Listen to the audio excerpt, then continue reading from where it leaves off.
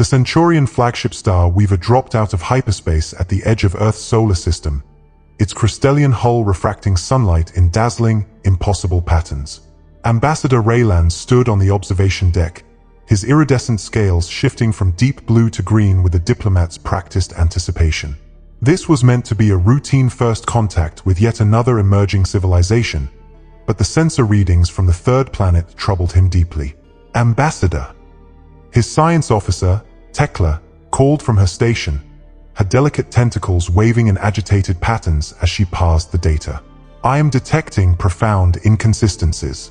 The humans' technology levels do not align with any known developmental pattern. They utilize primitive fossil fuels alongside stable antimatter containment fields. Their cities employ basic electrical grids, yet their communications network is built upon quantum entanglement. It is as if they are deliberately mixing epochs of technology. Perhaps they simply developed unevenly, Raylan suggested, though the ripples of doubt across his scales betrayed his true concern.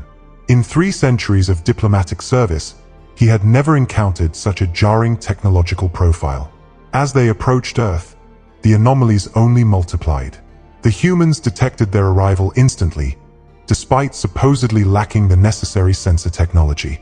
The designated landing site, in a desolate region called Nevada, was perfectly calibrated to their ship's specifications, a statistical impossibility for a world with no prior alien contact. The welcoming committee was the most disconcerting of all. No media, no military parade, no panicked crowds. Just 3 humans in simple, unadorned clothing, waiting calmly in the desert heat. I do not like this, Tekla muttered as they prepared to disembark. Their behavior does not match any first contact protocol we have ever encountered. Raylan silently agreed, but they were committed now. As the ship's ramp descended into the dry, hot air, he prepared his carefully crafted speech about welcoming humanity into the galactic community. The words died in his throat as one of the humans stepped forward. "Welcome to Earth, Ambassador Raylan," she said in perfect, unaccented Centurion, her pronunciation flawless. "I am Dr. Emily Chen, Earth's diplomatic liaison. I trust your journey through the Orion Spur was pleasant? The solar winds can be quite turbulent this time of year." Raylan's secondary heart skipped a beat. They had not broadcast their route.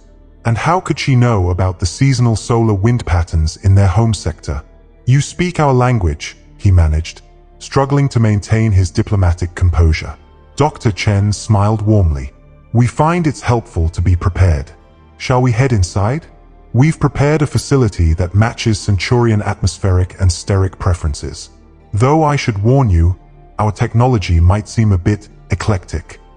The facility was a single-story, windowless concrete building, yet Raylan's personal scanner detected energy signatures that defied explanation, subtle manipulations of space-time that shouldn't be possible.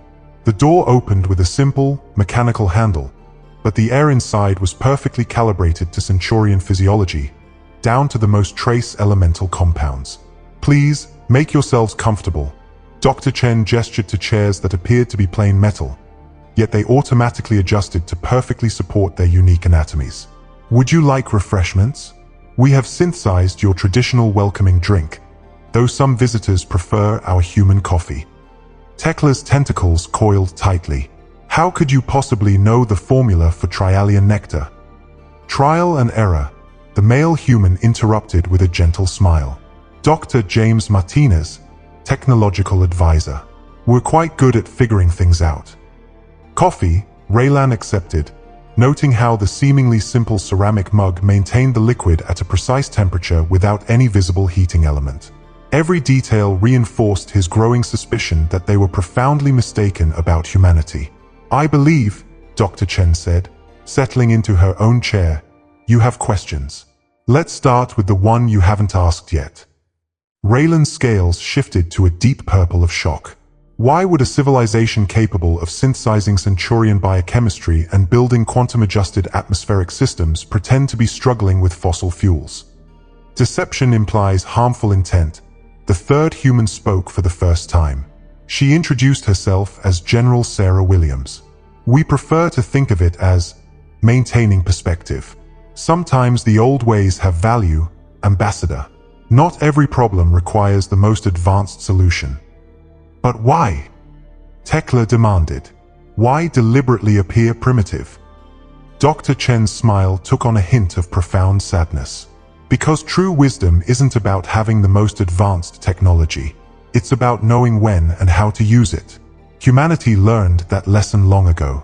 Perhaps it's time we helped others learn it, too. As if on cue, a low, resonant alarm began to blare throughout the facility. General Williams checked a device that looked like a simple wristwatch, but it projected a holographic tactical readout that surpassed anything on the Star Weaver. Right on schedule, she said, her demeanor shifting to one of grim readiness. Ambassador, it seems the universe has decided to show rather than tell. We're detecting multiple ships dropping out of hyperspace. Raiders from the Caxan expanse. They've been targeting developing worlds, and their sensors indicate they believe Earth is defenseless. Dr. Chen stood, her pleasant diplomatic presence shifting to something ancient and formidable. Would you like to see what humanity is really capable of, Ambassador? We've been protecting younger civilizations from threats like this for longer than your people have been traveling the stars. Raylan watched in stunned silence as the simple concrete walls around them dissolved into light, revealing a command center of such staggering complexity it made his flagship's bridge look like a stone tool. The truth about humanity was about to become terrifyingly clear, and he suspected the galaxy would never be the same. The Caxan Raiders never knew what hit them. Their ships, bristling with weapons that could level continents, simply stopped. There were no explosions, no energy weapons. They froze in space, caught in invisible amber. Localized space-time manipulation field, Dr. Martinez explained casually to the stunned Centurion delegation. Much cleaner than weapons. Less paperwork, too. Ambassador Raylan watched as the raider ships were gently guided into a passive holding pattern around Earth's moon. His scales had shifted to a pure white, a sign of complete astonishment. You possess technology that can control space-time itself, yet your cities still burn fossil fuels. Among other things, General Williams replied, her fingers dancing over what looked like an ancient mechanical keyboard that somehow controlled the godlike systems around them. The raiders are secure. Dr. Chen, shall we move to Phase 2? Dr. Chen nodded, turning to their visitors. Ambassador, we've been concealing ourselves for millennia, guiding younger civilizations from the shadows. But something is coming that requires us to be more direct in our approach. Before Raylan could respond, a new alert flashed across the command center screens.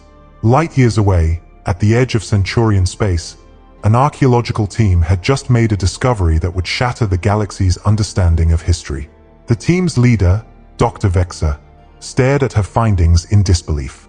The artifacts she'd uncovered weren't just predating known civilization. They were unmistakably human in origin. Her hands trembled as she activated her quantum communicator. Central Authority, I have found evidence that humans were among the stars when my people were still learning to make fire. The command center in Nevada displayed her transmission in real time. Dr. Chen smiled softly. Right on schedule. Ambassador, would you like to know why we've maintained our technological masquerade for so long? She gestured, and the facility's walls became transparent, revealing vast underground complexes stretching for miles in every direction. Ancient ships, temporal observatories, and technologies that defied description stood alongside simple steam engines and internal combustion motors. Humanity reached the stars millions of years ago, Dr. Martinez explained. We built empires, fought wars that made stars go dark, wielded power that no species should possess. And then we realized something that nearly destroyed us. Technology without wisdom is a path to extinction.